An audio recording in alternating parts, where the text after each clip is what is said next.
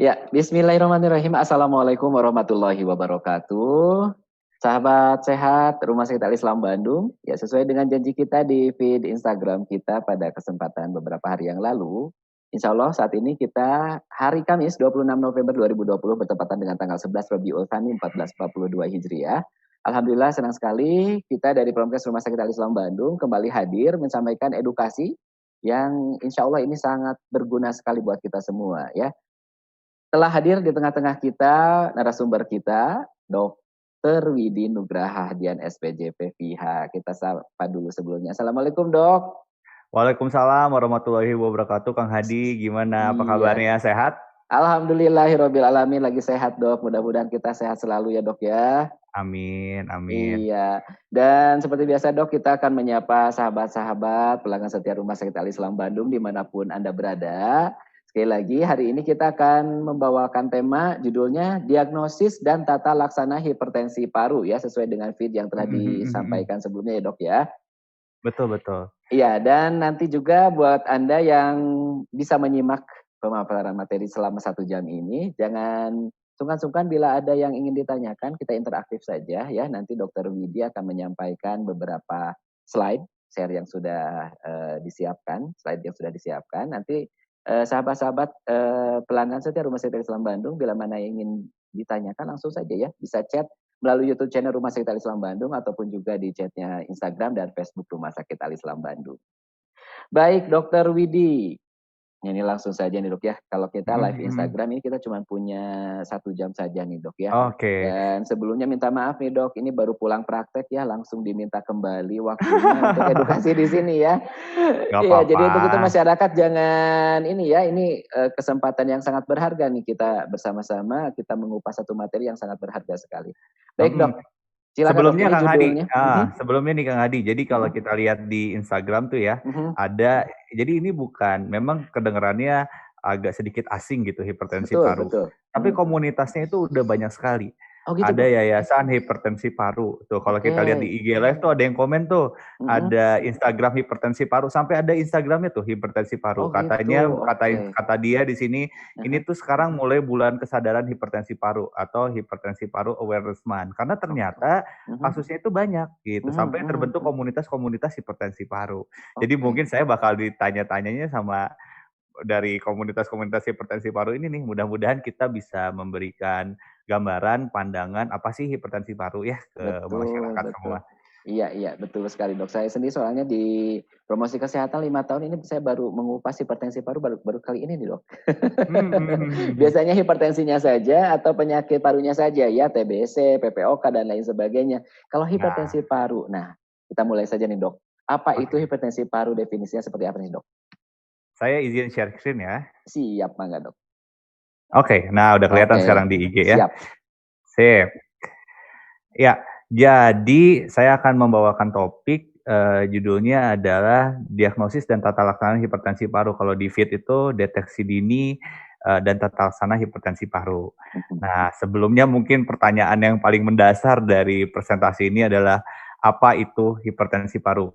Kayaknya ini agak delay ya di si Instagramnya. Betul, Oke, tapi sampai pelan-pelan aja. Jadi ini apa itu hipertensi paru ya? Nah, jadi hipertensi paru itu saya sebelumnya harus bahas dulu nih. Kira-kira waktu dulu zaman belajar biologi Kang Hadi, waktu zaman SMP, SMA kalau masih ingat ada Kebetulan namanya kelas IPA ya, sedikit-sedikit Dok. dibahas. Kebetulan kelas IPA ya, sedikit-sedikit dibahas pelajaran anatomi. Gitu, anatomi. Nah, anatomi tubuh ini kita ada yang namanya sistem kardiovaskular. Itu adalah sistem jantung dan pembuluh darah. Mungkin bahasanya dulu kalau disebut atrium itu namanya serambi. Nah, ingat kan serambi kanan, serambi kiri gitu ya. Ventricle itu yang memompa, itu ada namanya bilik kanan dan bilik kiri. Nah, di antara serambi dan bilik ini dihubungkan oleh katup-katup kayak pintu gitu, dia gerak-gerak. Yang menghubungkan antara atrium dan serambi itu disebut katup antrioventrikular, antara atrium dan ventricle. Itu katup trikuspid dan mitral. Nah, udah kayak gitu, kemudian jantung itu kan dia ada sirkulasinya tuh, dia akan memompa darah ke seluruh tubuh untuk memberikan seluruh darah dan oksigen ke organ-organ tubuh yang lain. Itu lewat pembuluh darah besar yang kita sebut dengan aorta. aorta. gitu. Dan betul, dan kita juga akan menukarkan, kan kita tahu paru-paru berfungsi untuk menukarkan darah bersih dari darah kotor menjadi darah bersih. Pertukaran di situ karbon dioksida menjadi oksigen. Kita bernafas menghirup oksigen masuk ke paru-paru. Nah, ditukernya itu di paru-paru gitu, darahnya bertukar di sana. Nah, itu disebut dengan fungsi paru. Nah, gimana caranya darah mengalir ke paru itu melalui pembuluh darah pulmonal atau pembuluh darah paru gitu ya. Nah, jadi ini sedikit mengingatkan tentang fungsi tubuh kita yang begitu luar biasa yang sudah didesain oleh Allah Subhanahu wa taala ternyata sebegitu kompleksnya tapi memang fungsinya sangat penting untuk kita bisa rasakan saat ini gitu.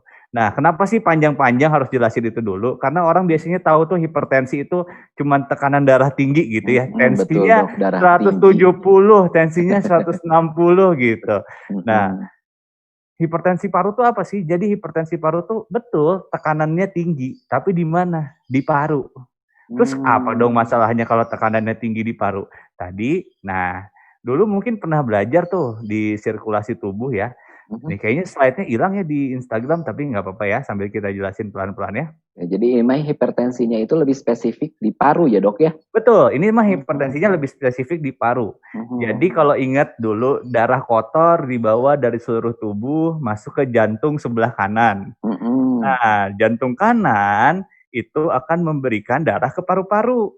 Di paru-paru darah kotor ditukar menjadi darah bersih kan gitu. Kemudian darah bersih akan masuk ke jantung kiri untuk kembali dipompakan ke seluruh tubuh gitu. Jadi ada jadi mungkin itu semuanya kalau misalnya diingat lagi pelajarannya dulu gitu kan hasil dari metabolisme tubuh tuh semuanya dibawa oleh pembuluh darah vena gitu ya. Kita sebutnya pembuluh darah vena masuk ke dalam jantung kanan.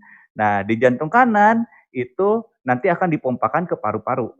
Nah, di paru-paru ini tempat pertukaran oksigen dan karbon dioksida. Jadi kebayang nggak kalau paru-parunya tekanannya tinggi, Kang Hadi? Artinya darah kotor itu tidak bisa masuk ke paru-paru dengan mudah. Karena ada tekanan yang tinggi di paru. Otomatis kalau ada tekanan yang tinggi di sana, darah yang mau masuk dari jantung kanan ke paru-paru itu sulit, Kang Hadi. Itu akibat darah yang mau masuk dari jantung kanan ke paru-paru itu sulit, gitu ya, Kang Hadi dan pemirsa sekalian, maka tidak bisa terjadi pertukaran darah bersih, darah kotor jadi darah bersih di situ. Gitu. Jadi akhirnya kekurangan darah bersih si tubuh tuh gitu. Makanya sekarang mah lagi zamannya happy hipoksia katanya saturasi oksigen ya teh kan. Ya, saturasi oksigen. Sekarang semua orang beli saturasi oksigen di mana-mana gitu ya gitu. Benar, Dok. Biasanya kan saturasi oksigen kita yang di atas normal di atas 95 ya. Betul. Gitu ya, di atas 90% masih oke lah, tapi biasanya di atas 95% gitu. Nah, kalau kurang oksigen dalam tubuh, si saturasi oksigennya juga pasti rendah.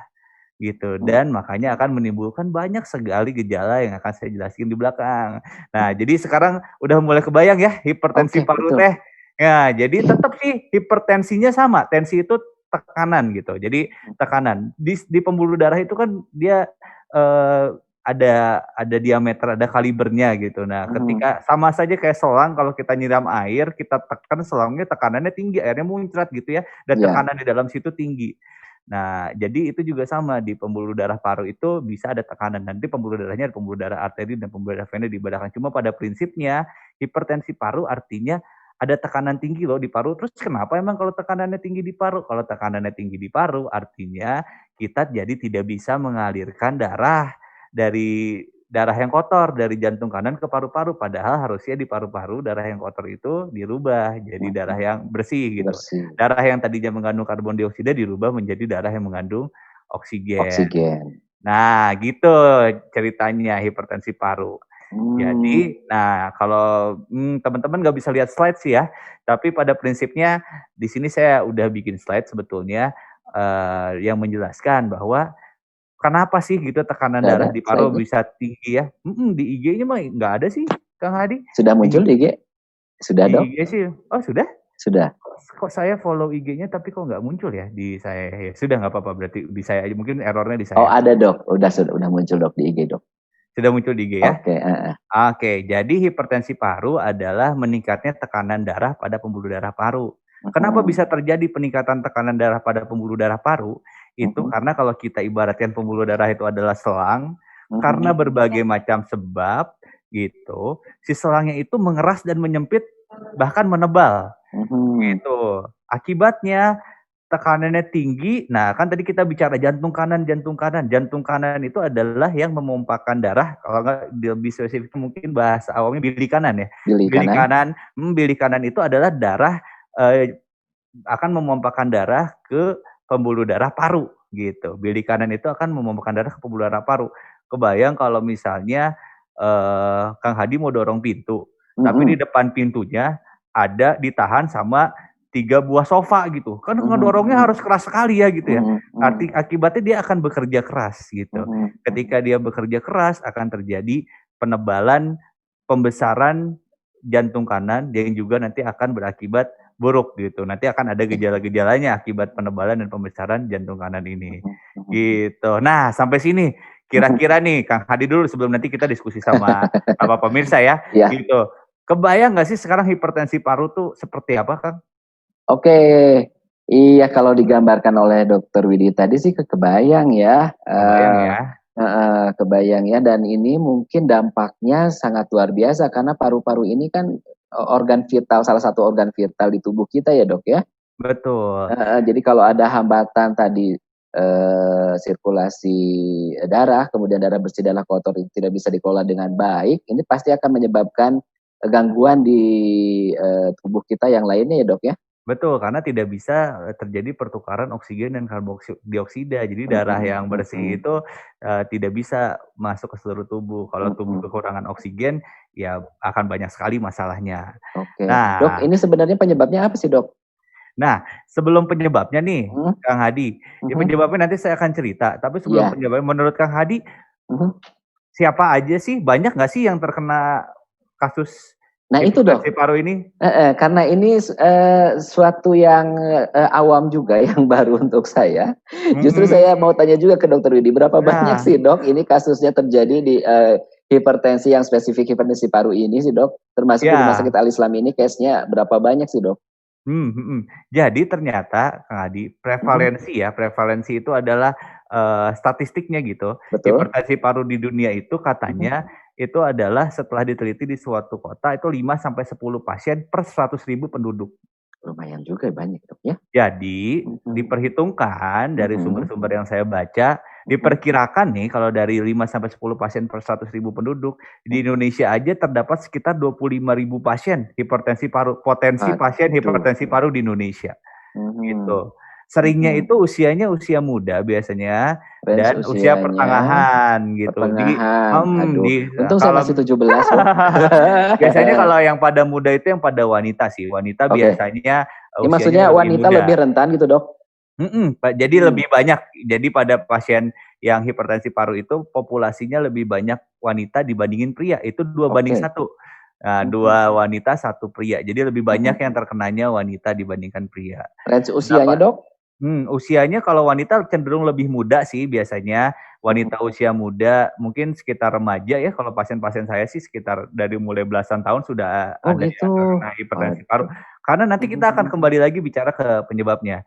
Oke, kalau gitu ini yang lagi mendengar, penyimak, sahabat-sahabat setia Rumah Sakit Al-Islam Bandung, ini sangat melihat data statistik tadi yang disampaikan oleh Dokter Widi, kemudian juga sudah ada komunitas yang terbentuk juga untuk hipertensi paru ini.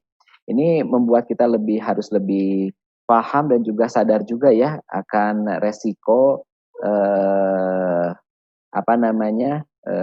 hipertensi paru yang mungkin saja ada di keluarga atau sanak saudara kita ya dok ya. Betul, makanya nanti kan saya akan cerita mengenai tanda-tanda dan gejala. Nah siapa tahu ada tuh di antara pemirsa sekalian yang mudah-mudahan ada jauh-jauh. Bukan, maksudnya biar bisa lebih cepat ditangani kan. Iya, lebih baik betul.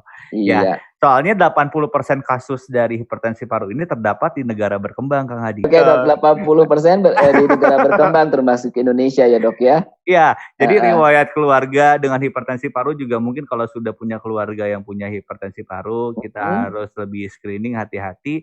Dan juga banyak ditemukan pada orang-orang yang tinggal di dataran tinggi, di daerah gunung gitu. Karena Itu faktor resiko dari keluarga juga ya dok ya? Betul, keturunan ya? keturunan. Oke. Gitu. Nah, jadi tadi Kang Hadi nanya sama saya kan, apa sih dok gejala dan tandanya gitu hipertensi paru ya? Jadi kenapa sih hipertensi paru ini merupakan penyakit yang disebutnya underdiagnosed atau sebetulnya banyak terbaran di sekitar kita, tetapi memang karena gejalanya terlalu mirip dengan banyak sekali penyakit-penyakit yang lain, jadi tidak ditemukan gitu, tidak didiagnosis dengan tepat karena gejalanya menyerupai dengan gejala-gejala yang mungkin sering kita rasakan. Jadi keluhannya bukan sesak nafas tapi mudah lelah awalnya gitu. Karena kurang oksigen juga dia bisa sering pusing atau pingsan. Gitu. Terus kemudian karena tadi saya udah bilang yang memompakan si darah ke paru-paru itu adalah jantung sebelah kanan, bilik kanan, serambi kanan gitu, maka akan terjadi pembengkakan di sana. Karena jantung itu pada dasarnya adalah otot. Kayak Kang Hadi misalnya fitness angkat barbel gitu. Kan tangan kita jadinya ototnya jadi besar-besar ya. Betul. Gitu, ototnya jadi besar-besar. Cuman otot yang besar di jantung itu nggak bagus. Nah, jantung itu tidak seharusnya ototnya besar. Kalau pengen jadi binaraga kan ototnya besar keren gitu ya. Nah, kalau jantung tuh jangan. Kalau jantung tidak dikasih selamanya otot tubuh kita besar itu bagus ya dok ya. Betul, salah satunya otot jantung nggak boleh besar. Tidak berlaku untuk jantung ya dok tidak ya. berlaku untuk otot jantung, betul. Yep. Jadi kalau misalnya jantung dikasih tugas berat untuk memompa ke tekanan tinggi di paru, maka dia akan bekerja dengan lebih keras. Karena dia otot, maka dia akan membesar dan membengkak gitu si jantung ini. Kalau dia membesar dan membengkak, itu nanti fungsinya akan berkurang. Kalau jantung kanannya bengkak, dia akan mundur ke belakang, ke pembuluh darah. Maka akan kelihatan nanti di lehernya pembuluh darahnya meningkat gitu. Atau kita sebut di bahasa medisnya JVP-nya meningkat. Ada keluhan di perutnya bengkak-bengkak, kakinya bengkak-bengkak gitu ya. Terus karena si jantungnya bengkak juga bisa bikin gangguan irama jantung, detak jantungnya cepat atau tidak beraturan. Terus karena kurang oksigen juga, maka nggak nyampe tuh ke ujung-ujung oksigennya, darahnya nggak nyampe ke ujung-ujung oksigennya, maka ujung-ujungnya tuh ujung jarinya biru, bibirnya biru pucat gitu, kayak anemia ya, biru-biru ya. Tadi saya mau sebut anemia dok, karena jadi mirip-mirip, jadi kayak anemia nih. Nah, gitu. Dan juga karena ada di sana tekanan yang tinggi di paru, bisa juga kadang-kadang dia bikin batuk darah. Gitu, bahkan keadaannya karena di paru-paru itu di dada, maka keluhannya seperti nyeri dada. Nah, kebetulan ini pasien saya ini ada 2 orang di Alislam yang mengalami hipertensi paru. Ditanganin ya? Betul, mengalami hipertensi paru, kebetulan lagi sedang dirawat dan keluhannya pada pasien saya ini adalah sesak nafas, jantung bengkak, nyeri dada, sama bibir atau kuku kebiruan gitu. Nah, ini semuanya sesuai nih sama yang kita lagi bahas hari ini gitu. Dan kasusnya sedang dirawat di Rumah Sakit Al-Islam Bandung. Jadi maksud saya bahwa ini nggak jarang loh gitu, bahwa saat ini aja di Rumah Sakit jarang, bahkan mungkin karena tidak sadar aja dok ya bahwa ini sebetulnya hipertensi paru gitu ya. Betul, itu baru pasien saya kan SPJP di Al-Islam ada 10 ya. Ya mungkin ada pasien yang lain gitu, dokter-dokter jantung yang lain yang sedang dirawat. Jadi memang cukup banyak saya sepertinya kasus hipertensi paru ini bila dideteksi dengan tepat gitu. Oke. Jadi tadi kalau diringkas itu hipertensi paru ini mengakibatkan penurunan fungsi jantung ya dok ya ujungnya ya. Jadi pokoknya ada gangguan yang mengakibatkan tidak terjadinya pertukaran di oksigen dan karbon dioksida di paru karena tekanannya tinggi gitu. Yang karena tekanan tinggi yang di paru itu akan mengakibatkan kerja jantung kanannya berat. Kerja jantung kanan berat akan mengakibatkan bengkak dan mengakibatkan gangguan di jantung gitu. Gitu, seperti itu Kang Adi. Oke dok. Gitu. Ini tuh slide masih kelihatan nggak sih slide saya? Slide-nya masih Om? Masih ada dok? Masih ada ya? Masih. Oke. Kita cek dulu. Mbak Greta sudah ada yang bertanya kah? Belum ada. Oke, untuk sahabat-sahabat setiap pelanggan Rumah Sakit Al-Islam Bandung yang baru bergabung, kita masih bersama narasumber kita Dr. Widi Nugraha Hadian SPJP VH KSM Jantung dan Pembuluh Darah Rumah Sakit Al-Islam Bandung. Ini beliau sedang membawakan materi tentang deteksi atau diagnosis dan tata laksana hipertensi paru. Ya, bila ingin ada yang ditanyakan, boleh seputar hipertensi paru ataupun yang juga menyangkut permasalahan di seputar paru dan jantung mungkin ya dok ya? Iya, tuh dari IG hipertensi paru ada yang komen tuh, ajak pasiennya bergabung di Yayasan Hipertensi Paru Indonesia dok, supaya bisa saling sharing sesama pasien hipertensi paru. Jadi udah ada sekali, bahkan komunitasnya itu sudah muncul gitu, mereka saling mensupport satu sama lain, karena memang pasien dengan hipertensi paru ini dampak terhadap kehidupannya cukup berat ya menurut saya gitu. Dan karena harus minum obat seumur hidup, jadi harus gitu, banyak. Dok, ya? Betul. Nanti ke depannya tergantung dari penyebabnya sebetulnya, tapi nanti ada pada pasien-pasien hipertensi paru tertentu titik baliknya tidak bisa lagi tidak memakai obat gitu. Jadi harus seumur hidup mengkonsumsi obat betul, gitu. Betul, iya. Nah, iya. Terus kemudian ini ada sejawat saya nih, Dr. Max, spesialis jantung dan pembuluh darah. Halo, Dr. Max. Halo, assalamualaikum, Dr. Max. Ini pokoknya ganteng banget, Dr. Max.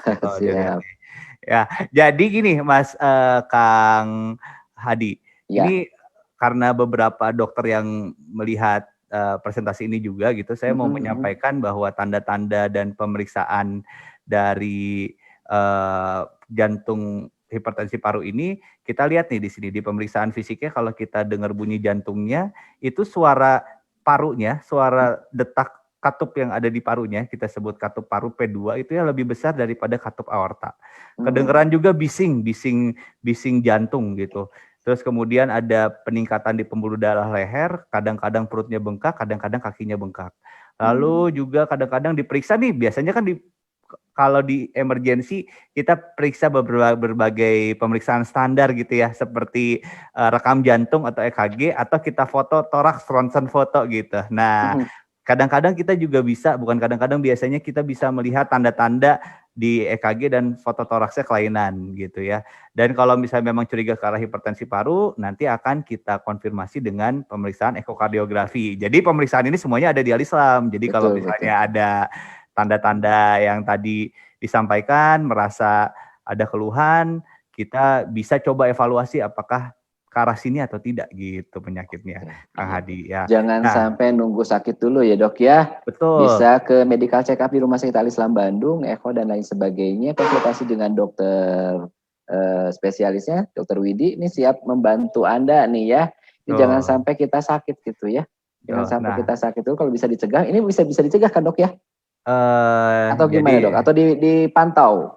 Jadi penyebab dari hipertensi paru ini sebetulnya beberapa ada penyakit-penyakit lain yang di luar paru gitu ya, yang sebetulnya yang bisa dicegahnya justru penyakit itunya. Penyakit lainnya itu. Penyakit lainnya dok ya. Hipertensi paru itu bisa menjadi suatu penyakit yang primer. Jadi memang dia secara genetik sudah muncul pada orang tersebut, ada kelainan di pembuluh darahnya atau kelainan yang lainnya yang mengakibatkan hipertensi paru ini muncul gitu. Atau dia merupakan suatu dampak sekunder. Misalnya nanti saya jelasin, ada pasien dengan penyakit jantung lama akhirnya terjadi hipertensi paru, atau pasien dengan kanker paru juga bisa hipertensi paru. Jadi hipertensi paru ini bisa genetik, itu yang nggak bisa kita cegah karena itu memang genetik gitu, atau sekunder, penyebab dari penyakit yang lainnya gitu.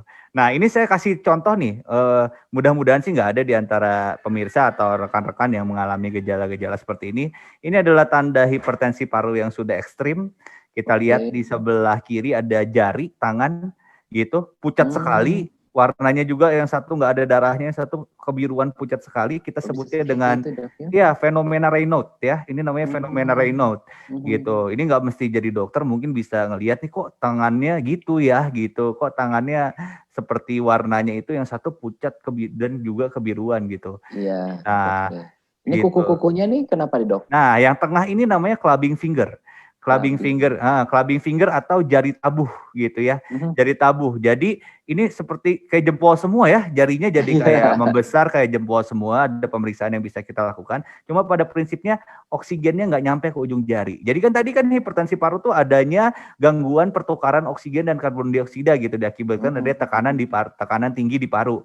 Akibatnya yang nyampe ke ujung jari itu adalah ya ujung gitu. Jadinya oksigen yang nyampe di sana tuh udah diambil sama organ-organ sebelumnya, kalaupun masih ada sisa oksigen yang baiknya. Sehingga di situ jaringannya kurang oksigen, Kang Hadi. Jaringan yang kurang oksigen itu akan membuat di situ proliferasi kuku-kukunya seperti jaringan-jaringan di ujung itu bisa menebal seperti itu. Kita sebutnya jari tabuh. Jadi kayak buat main drum, kayak ujung dari stick drum.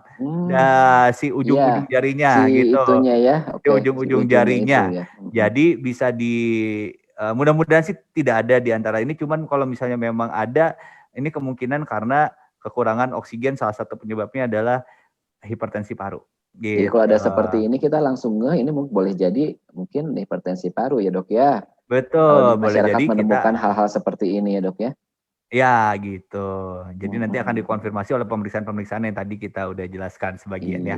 Nah, yang sebelah kiri sih ini sekali ya. Oke, ini satu tambahan wawasan yang luar biasa nih, khususnya bagi saya juga, mungkin buat teman-teman di rumah juga nih yang lagi menyimak siaran ini luar biasa ya. Materinya ini sangat-sangat bermanfaat dan tambahan wawasan yang baru buat kita. Dr. Widi, ini ada pertanyaan nih dok. Ini dari Instagram atau dari Facebook, Mbak Greta? Dari Instagram ya. Oke, dari Febriani bukan? Oke, pertanyaannya, apakah hipertensi pulmonal bisa disembuhkan? Nah, tadi kita nyebutnya hipertensi paru ya dok ya? Hipertensi paru. Apakah hipertensi pulmonal bisa disembuhkan? Kemudian apakah hipertensi paru bisa turun ke anak? Nah, ini diturunkan generasi keberapa nih dok? Jadi yang pertama, nanti kita akan jawab di belakang ya sekalian ya. Siap. Apakah hipertensi paru ini bisa disembuhkan dan apakah bisa diturunkan gitu ya? Betul. Gitu, oke. Nah, jadi sekarang kita lanjut dulu deh materinya. Nanti Siap, saya akan nyampe mengenai pembahasan itu di belakang, sekalian saya jawab pertanyaannya. Siap. Jadi, nah pertama udah gitu, oke, itu adalah hipertensi paru. Terus bahayanya apa sih hipertensi paru gitu ya? Gitu. Kira-kira bahayanya apa sih hipertensi paru? Kalau misalnya cuman seperti itu rasanya kan tidak berbahaya gitu ya. Jadi seperti yang tadi, ini saya coba berusaha membuat statement atau pernyataan yang keluar ini biar mudah dimengerti. Tapi pada prinsipnya hipertensi paru itu bahayanya adalah dapat mengakibatkan pembesaran dan gagal jantung kanan.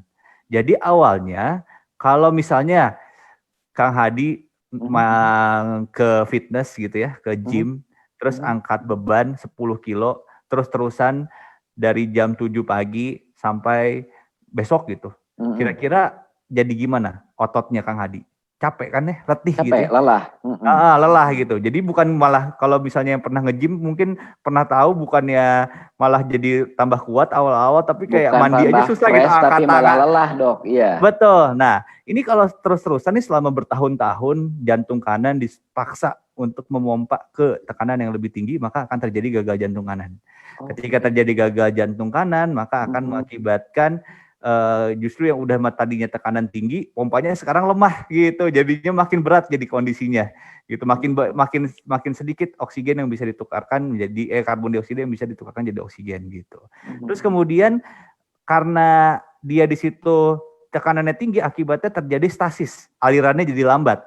Kalau kita mau masuk ke sesuatu yang tekanan tinggi, otomatis kita jadi akan melambat gitu ya. Kayak misalnya kalau kita masuk dari jalan tol, dari yang tadinya 3 jalur jadi 1 jalur, pasti akan terjadi penumpukan di situ gitu. Betul. Nah, tapi kalau darah terjadi penumpukan, itu bisa mengakibatkan penggumpalan atau clot gitu. Penggumpalan darah itu kalau misalnya dia ada darah yang menggumpal, itu bisa nyangkut di pembuluh darah parunya. Kalau nyangkut di pembuluh darah parunya jadi emboli paru, sesak nafas hebat. Jadi akhirnya tidak bisa terjadi sama sekali pertukaran oksigen dan karbon dioksida dan dapat membahayakan nyawa. Gitu, Kang Adi. Gitu ya. Nah, terus kemudian bisa juga terjadi gangguan irama jantung karena tekanan yang terlalu tinggi, juga bisa terjadi perdarahan paru. Makanya salah satu gejalanya adalah batuk darah. Lalu ini juga bisa menimbulkan komplikasi pada kehamilan. Jadi sayang sekali pada pasien dengan hipertensi paru ini diusahakan sebisa mungkin tidak hamil, karena ketika hamil akan sangat berbahaya gitu, ada menimbulkan potensi, walaupun kalaupun hamil ya nanti harus betul-betul dipantau secara ketat gitu, biar kita dapat mengatasi komplikasinya. Cuman sangat disarankan untuk tidak hamil pada keadaan hipertensi paru. Hipertensi paru ya. Terus kemudian, terus kemudian juga ya penyebab dari tubuh kekurangan oksigen tentunya sangat banyak ya, hipoksia. Oke dok, ini bahaya hipertensi paru. Nah, ketika dipaparkan seperti demikian oleh dokter Widi, ini saya jadi lebih paham lagi nih dok. Dan mungkin juga teman-teman di rumah ya. Jadi hipertensi parunya tadi ya gambarannya gitu aja, paling seperti itu. Ternyata dampak dibalik itu jika diabaikan. Nah ya jika diabaikan dan terus-terusan terjadi, nah ini dampak penyakit selanjutnya yang bisa saja menimpa kita atau kerabat di rumah ya. Jadi Betul. jadi memang harus aware sekali dan mulai juga memahami tentang hipertensi paru ini berikut bahaya dan juga hal yang lainnya. Baik dok. Ada pertanyaan lagi? Kita lanjut lagi. Silakan dok, lanjut lagi dok. Ini saya mau lanjut lagi sambil menjawab pertanyaan yang tadi nih. Oke. Apakah hipertensi paru bisa disembuhkan atau tidak? Kemudian apakah bisa diturunkan atau tidak? Nah, jadi perlu Kang Hadi ketahui dan pemirsa sekalian ketahui bahwa hipertensi paru ini telah diteliti oleh dari berbagai negara sehingga keluar kelompok-kelompok hipertensi paru.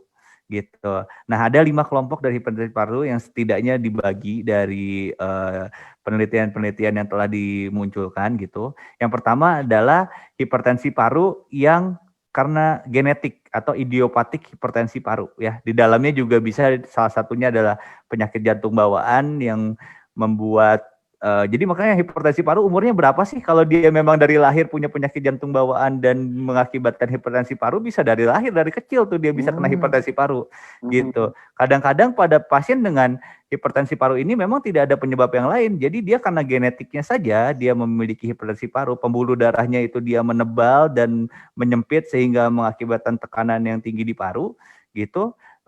Jadi dia biasanya pada saat kecil nggak kerasa, tapi pada saat usia 15 tahun atau usianya 17 tahun gitu, dia mulai terasa tuh ada perubahan-perubahan. Nah itu memang diakibatkan oleh hipertensi paru yang bisa dibilang karena genetik gitu, atau pulmonary arterial hypertension. Nah pada keadaan-keadaan ini memang bisa dikontrol saja, untuk disembuhkan akan sulit. Tapi kalau misalnya pada penyakit jantung bawaan, sekarang sudah sangat canggih ya pada penyakit jantung bawaan. Di Al-Islam juga sudah ada Dr. Charlotte, spesialis jantung dan pembuluh darah, beliau, dan Dr. Rebi, beliau juga adalah ahli untuk kardiologi anak, dan jadi intinya kelainan-kelainan kongenital, kelainan-kelainan yang dibawa gitu, misalnya seperti ada katup jantung bocor, seperti ada ASD, VSD, PDA, mungkin sudah pada sering mendengar istilah-istilah itu sudah bisa dikerjakan di Al-Islam juga. Nanti ditutup, dia tidak perlu dioperasi, tergantung dari jenisnya, ada yang perlu dioperasi atau yang ada yang bisa hanya nanti pakai kateter saja ditutup gitu. Nah karena kalau misalnya penyakit jantung bawaan ini tidak diatasi secara dini atau dideteksi dan diatasi secara dini, tidak ditutup itu si bocor jantungnya, juga akan dapat mengakibatkan hipertensi paru. Gitu. Jadi kemudian ada juga hipertensi paru yang diakibatkan penyakit jantung kiri, penyakit paru, karena adanya sumbatan di pembuluh darah paru dan lain-lainnya. Jadi kalau hipertensi paru ini ada penyebabnya, obat yang pertama adalah atasi penyebabnya. Kalau hipertensi paru akibat dari jantung bocor jantung bawaan, bocor jantung bawaannya tutup. Ditangani ya dok ya? Betul. Kalau hipertensi parunya akibat penyakit jantung kiri, misalnya dia kena serangan jantung, penyakit jantung koroner gitu, terus gagal pompa jantung kiri. Karena gagal pompa jantung kiri akibatnya tekanan ke paru-paru, kan paru-paru ada di belakangnya jantung kiri gitu ya.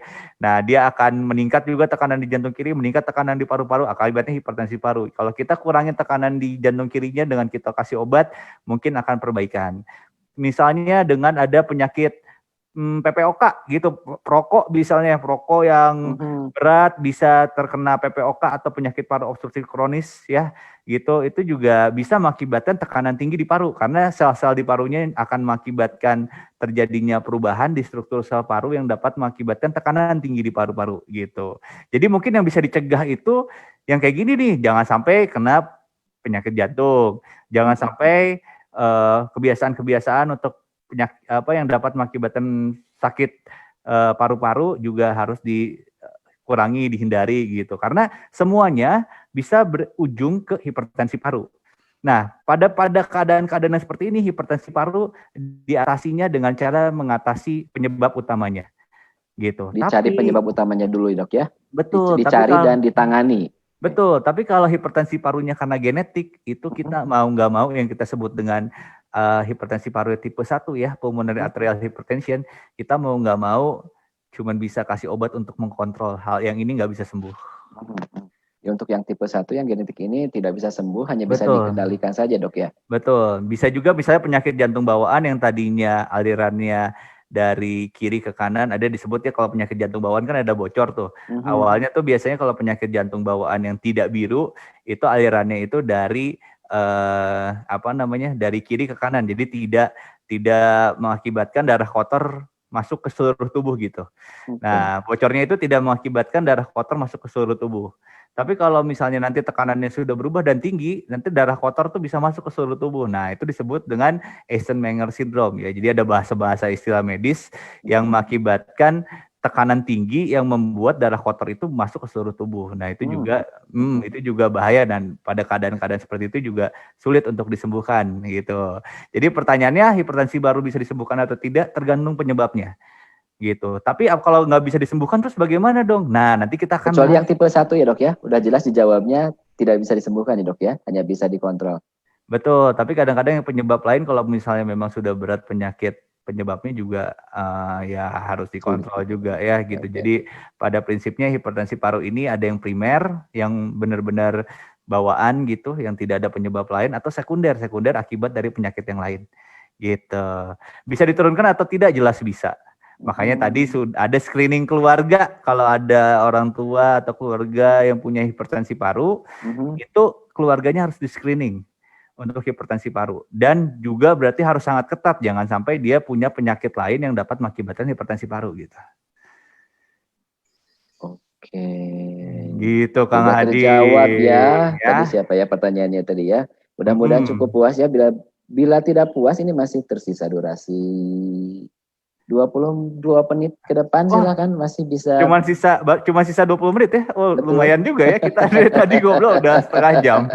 Iya, silakan pemirsa di rumah, sahabat setia pelanggan Rumah Sakit Al-Islam Bandung. Ini masih kita bersama narasumber kita, narasumber yang sangat hits di Rumah Sakit Al-Islam Bandung, khususnya yang sering menggunakan jasa atau berobat ke klinik jantung ini ya, tidak asing lagi Dr. Widi Nugraha Dian SPJP PH KSM Jantung dari Pembuluh Darah Rumah Sakit Al-Islam Bandung.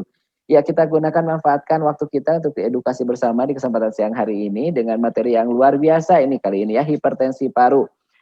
Satu judul materi yang mungkin baru, bukan Al-Islam saja kayak kalau saya lihat di ini dok, di grup Promkesnya Kota Bandung atau Jawa Barat.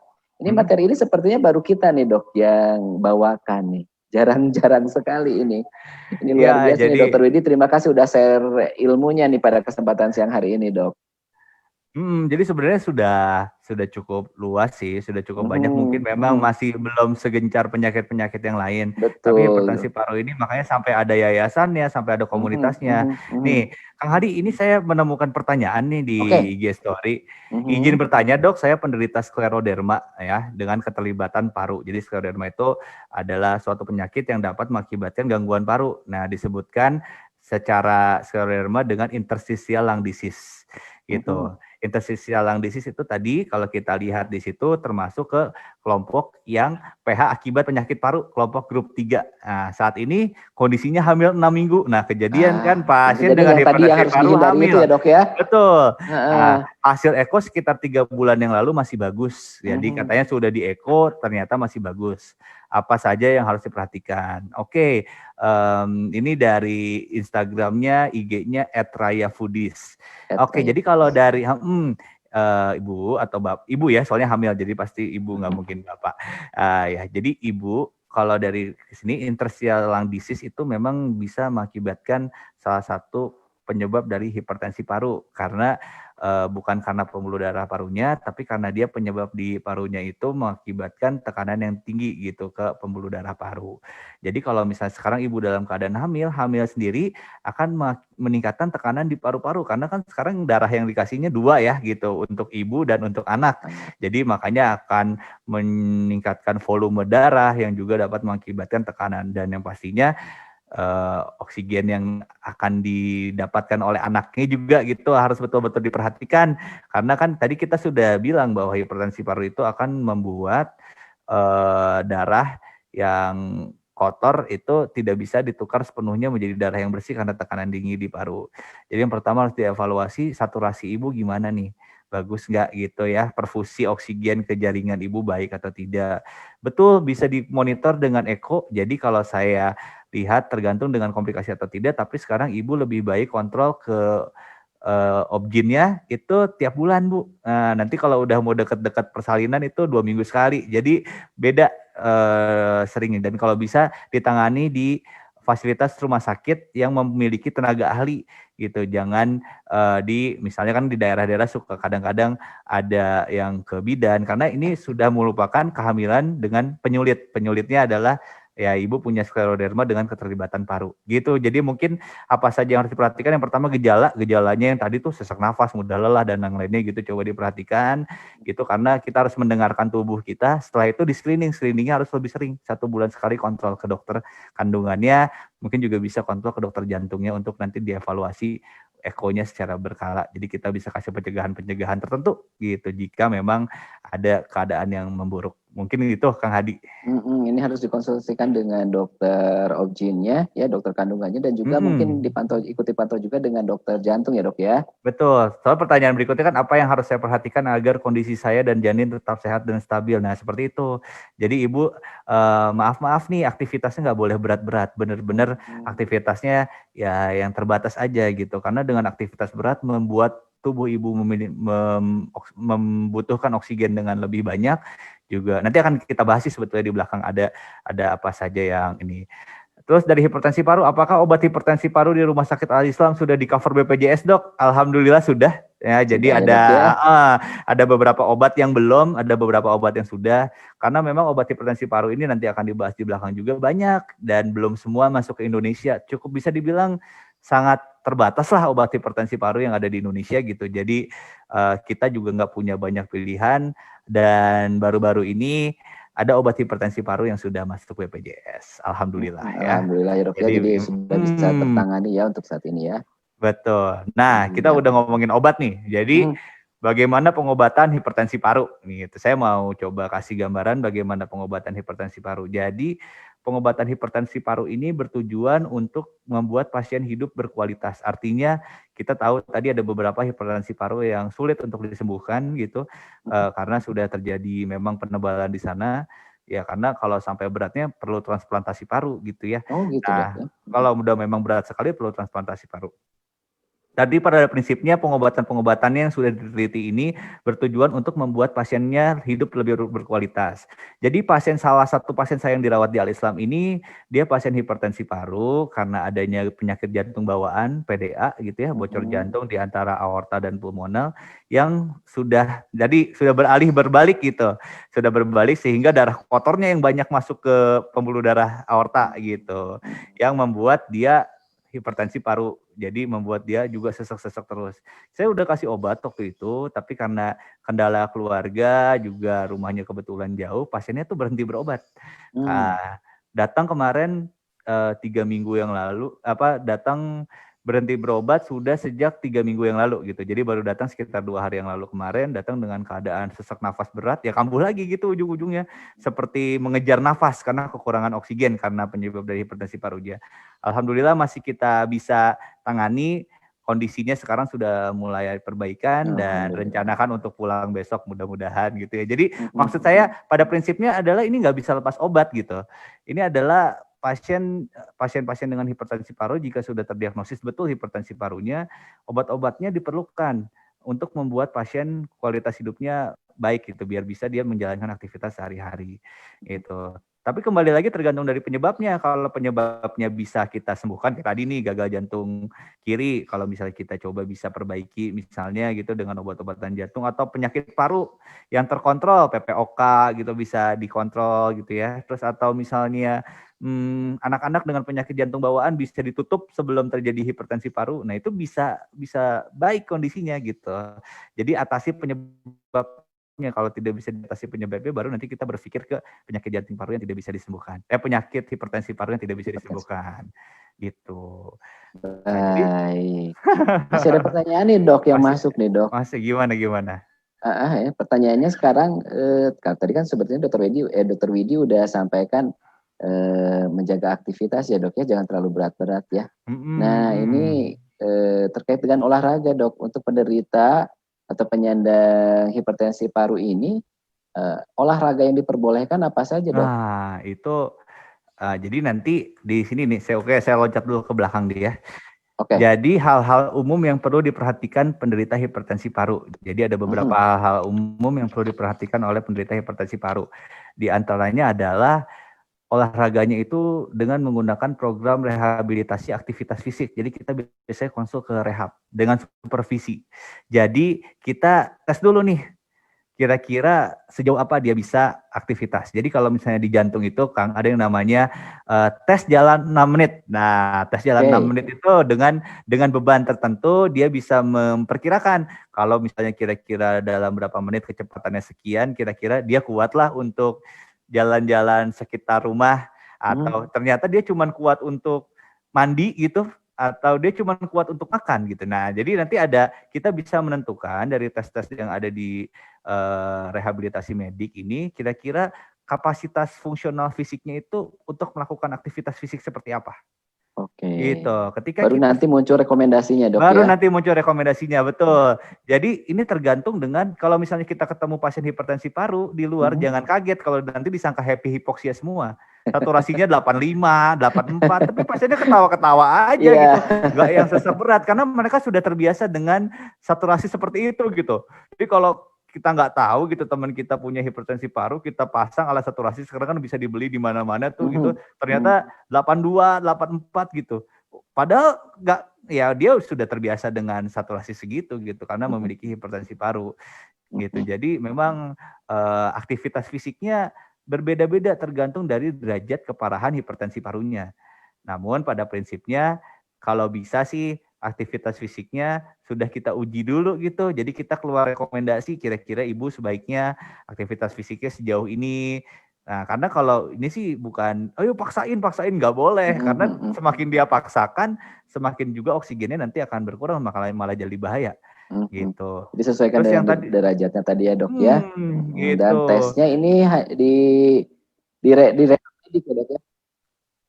Ya kalau di Al-Islam sih sebenarnya sekarang saat ini untuk 6 minutes saya rasa belum ya. Cuman kalau untuk treadmill sebetulnya ada. Namun memang di keadaan pandemi ini kita belum menjalankan sih. Beberapa masih terbatas ya dok ya. Betul gitu. Ya, cuman pada prinsipnya nanti kita akan konsultasi aja, coba cari secara pertanyaan kira-kira aktivitas fisik kita coba aja. Jadi pada prinsipnya kalau pasien dengan gangguan jantung itu dicoba dulu, kalau misalnya nggak kuat jangan dipaksain. Gitu aja dulu sementara ini. Pokoknya harus tahu batasnya gitu. Bukannya saya kan sakit jantung jadinya saya mau duduk aja diam di rumah gitu. Nggak kayak gitu. Dicoba dulu aktivitas fisik, nggak kuat jangan maksain gitu. Kalau saya bilang sama pasien-pasien saya. Sadar diri ya dok ya. Gitu batas gitu.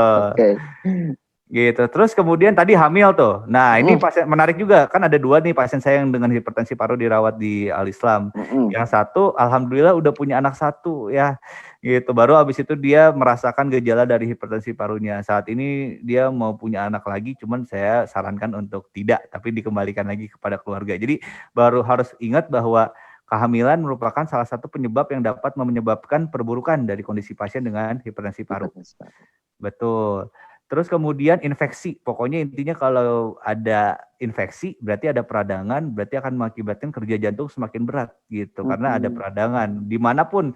Makanya COVID juga jadi masalah ke jantung, pneumonia juga jadi masalah ke jantung, karena infeksi ini akan membuat kerja jantung lebih berat gitu. Jadi pencegahan infeksi penting, kita sehat, kemudian juga kalau influenza mungkin vaksin gitu ya. Apakah sekarang vaksin COVID bisa diterima atau tidak nanti kita lihat ke depannya. Cuma maksudnya pada prinsipnya pencegahan infeksi ini sangat penting untuk menjaga kondisi pasien-pasien dengan hipertensi paru. Terus kemudian support psikososial, ya kita lihat nih udah banyak sekali komunitasnya karena memang mereka ngapain aja sedikit-sedikit aja capek gitu. Jadi mereka tidak bisa menjalankan aktivitas seperti orang biasa. Nah jadi akhirnya perlu support psikososial yang kuat, kemudian juga perlu kita mensupport karena dia harus minum obat terus-terusan, kepatuhan dia dalam meminum obat seperti kasus yang tadi tuh minum obatnya di stop, udah perburukan gitu, dan perburukannya juga ya cukup berbahaya ya, bisa dibilang mengancam nyawa. Dan jika memang ada keluarga yang mengalami hipertensi paru, boleh sih kita lakukan konseling genetik gitu, Kang Hadi. Nah ini saya mau bahas sedikit nih sebelum nanti kita diskusi sampai akhir. Pengobatan hipertensi paru itu macam-macam. Dari berbagai jenis obat, ada 5 kelompok nih yang saya catat di sini yang mungkin bisa kita share. Itu tiga kelompok itu nggak ada di Indonesia. 3 kelompok tidak ada di Indonesia, Dok. Betul, yang ada di Indonesia cuma 2 golongan. PDA5 inhibitor, salah satunya adalah sildenafil dan tadalafil. Nah, sildenafil ini tersedia ya di Alislam, ada yang masuk BPJS juga. Terus kemudian prostacyclin analog, ada Berapros sama Ilopros. Nah, Ilopros saya rasa di Alislam belum ada, tapi kalau Berapros ada. Tapi Berapros dan Ilopros tersedia di Indonesia. Berapros itu ada salah satu merek ya, sildenafil juga ada salah satu merek, dia tersedia di Alislam ya. Gitu. Terus ya ini sama kalau ada gejala-gejala yang lain ya, kalau sesak ya kasih oksigen, kalau dia kelebihan cairannya kasih obat kencing, kalau misalnya ada penggumpalan darah ya kita kasih obat anti penggumpalan darah, kalau dia anemia kita juga nanti tambahin darah, transfusi dan lain-lainnya. Pengobatan suportifnya sama seperti yang lain. Jadi kurang lebih seperti itu Kang Hadi. Saya berusaha sekali menjelaskan dengan mudah-mudahan jelas gitu, mudah-mudahan terang hipertensi paru, karena jujur aja hipertensi paru ini masih sangat jarang dikenal oleh masyarakat gitu, dan juga memang teori-teori yang digunakannya cukup spesifik medis gitu. Jadi memang harus agak bahasa-bahasa yang mudah-mudahan bisa lebih mudah dimengerti untuk disampaikan. Iya, ini sudah bisa dipahami sih, Dok ya. Dokter Widi mentranslate ke dalam bahasa awam dari hipertensi paru ini, Dok ya. Ini kalau secara medis memang hipertensi paru ya, Dok ya, dikenalnya ya, diagnosanya ya. Pulmonary hypertension ya, hipertensi pulmonal. Oke. Yang tadi bertanya udah betul ya, pulmonary hypertension. Hipertensi pulmonal. Oke, masih tersisa waktu sekitar berapa menit, Mbak Greta? 7 menit 7 ya? menit. Ya, masih ada pertanyaan? Belum ada? Oke dok, kalau belum ada nih dok, dari 1 jam yang kita bahas tadi tentang hipertensi paru, nih poin-poin penting apa saja sih dok yang harus diperhatikan oleh masyarakat di rumah atau pemirsa yang saat ini telah menyimak materi diagnosis dan tata laksana hipertensi paru ini? Kalau kita bikin resum pada kesempatan siang hari ini, poin-poin utamanya apa aja nih dok yang perlu diperhatikan? Saya silakan dok diulas kembali dok. Ya, jadi sebetulnya pasien dengan hipertensi paru ini memang belum teredukasi dengan baik ya masyarakat ya dengan hipertensi paru ini. Jadi kita perlu lebih banyak lagi nih untuk menjelaskan mengenai hipertensi, membawa mengenai hipertensi paru ini ke masyarakat gitu. Dan ini merupakan masalah kesehatan global yang cukup besar menurut saya. Karena tadi kan kita lihat ya persentasenya kemungkinan yang terjadi di Indonesia aja mungkin sekitar 25.000 pasien gitu. Memang sudah cukup banyak yang terdiagnosis dengan alat modalitas yang ada. Sekarang dokter-dokternya sudah mulai banyak yang kenal gitu dengan hipertensi paru. Spesialis jantung yang menggunakan ekokardiografi juga semakin tersebar luas di berbagai daerah yang dapat mendiagnosa hipertensi paru ini dengan lebih spesifik gitu. Jadi mungkin mudah-mudahan ke depannya bisa lebih dapat terdiagnosis secara dini, karena tentunya jika terdiagnosis secara dini dan kita kontrol dengan obat-obatan, maka akan lebih baik juga prognosis itu kemungkinan untuk dia terkontrol dengan baik gitu, kemungkinan untuk mencegah perburukannya akan lebih baik juga. Nah, yang perlu dipahami bahwa jadi ya ini nggak bisa disalahkan juga jika memang hipertensi paru ini udah ke dokter tapi berobat kok nggak ketahuan nih, ternyata hipertensi paru baru berobat baru ketahuan lama, karena keluhannya nggak spesifik. Keluhannya sesak nafas saat naik tangga, sesak nafas saat naik tangga kan itu kan iya cepat lelah gitu, kecuali kalau tadi ekstrim lah kayak yang ada gambaran tangan yang tadi tuh pucat biru putih gitu ya, terus kemudian ada clubbing finger gitu, mungkin kita bisa langsung secara spesifik curiga gitu.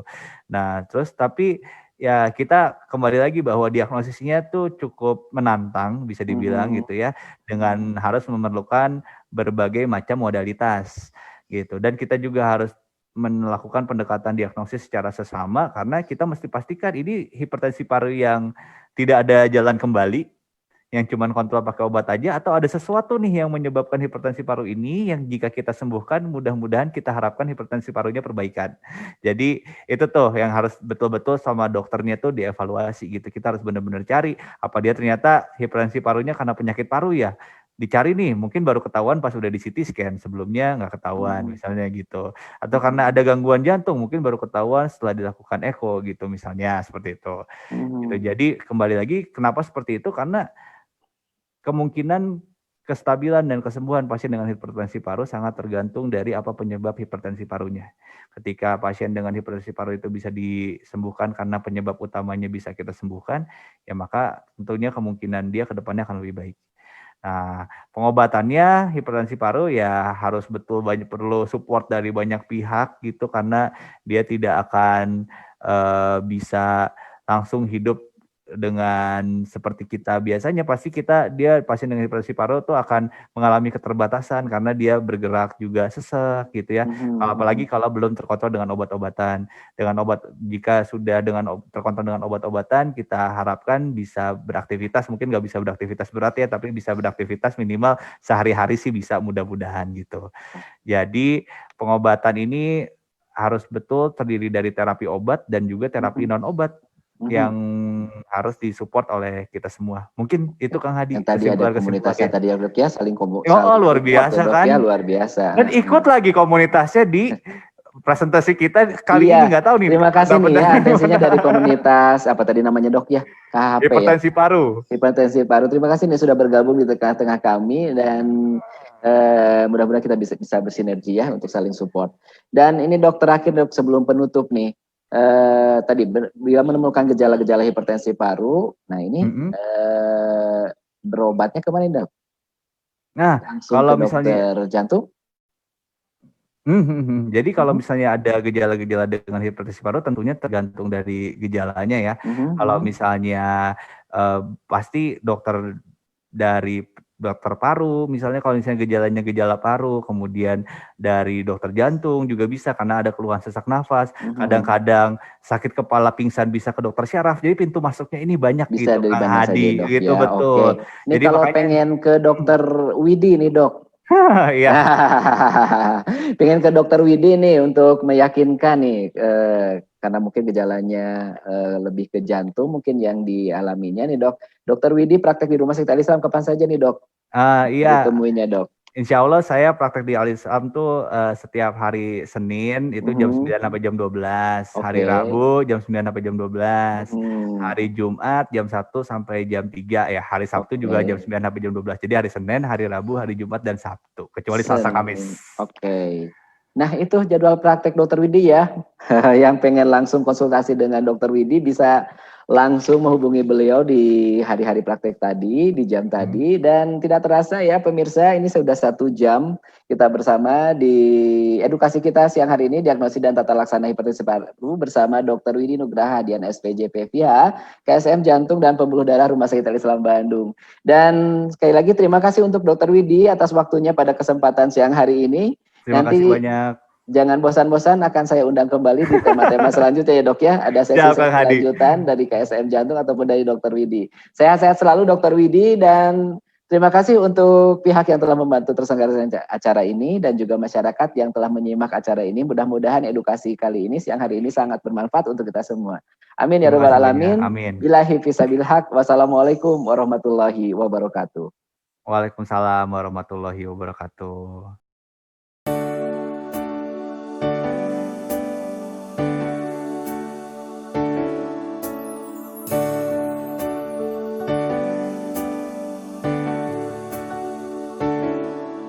Rumah Sakit Al-Islam Bandung, tempat kita bernaung, tempat curahkan segala daya, hanya demi Allah semata.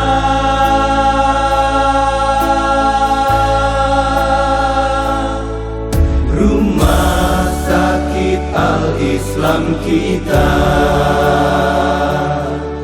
rumah sakit tercinta,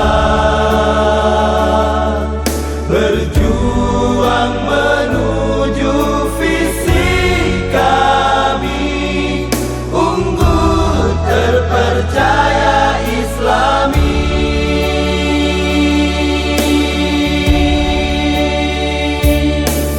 Tegakkan nilai-nilai Islam, mendukung program kesehatan, kerjasama dan puaskan pelanggan, gapai kebahagiaan.